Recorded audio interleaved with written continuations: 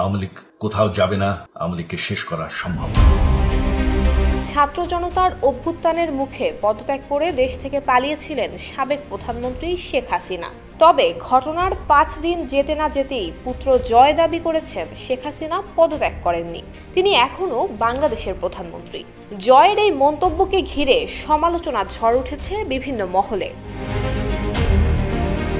রয়টার্সকে দেয়া এক সাক্ষাৎকারে জয় বলেছেন, আমার মা দেশবাসীর উদ্দেশ্যে একটি বিবৃতি দিয়ে তারপর পদত্যাগ করতে চেয়েছিলেন, কিন্তু এই সময়ে আন্দোলনকারীরা গণভবনের উদ্দেশ্যে রওনা হয়। তিনি ব্যাগ গোছানোর সময়টুকুও পাননি।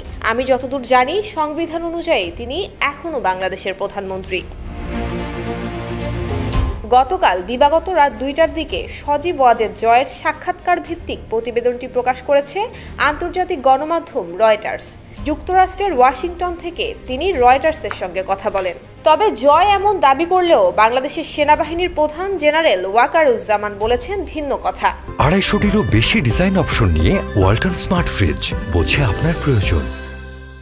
গত সোমবার দুপুর 2:30টার দিকে শেখ হাসিনা তার ছোট বোন শেখ রেহানাকে নিয়ে ভারতের পথে সামরিক হেলিকপ্টারে করে রওনা দেওয়ার কিছুক্ষণ পরই সেনাপ্রধান গণমাধ্যমের সামনে কথা বলেন। সেদিন বিকেল 4টার দিকে জেনারেল ওয়াকার বলেন, প্রধানমন্ত্রীর পদ থেকে শেখ হাসিনা পদত্যাগ করেছেন। রাজনৈতিক দলগুলোর সঙ্গে আলোচনার ভিত্তিতে এখন অন্তর্বর্তীকালীন সরকার গঠন করে তাদের দেশ পরিচালনার দায়িত্ব দেওয়া হবে।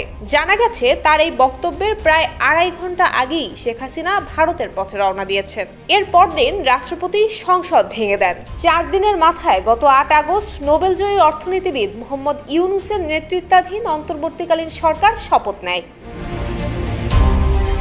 গ্রেফতারের হুমকিতে আমার মা কখনো ভয় পাননি উল্লেখ করে জয় বলেন, আমার মা ভুল কিছু করেননি, তার সরকারের লোকেরা বেআইনি কাজ করেছিলেন। তার মানে এই নয় যে আমার মায়ের নির্দেশেই এই কাজগুলো করেছে।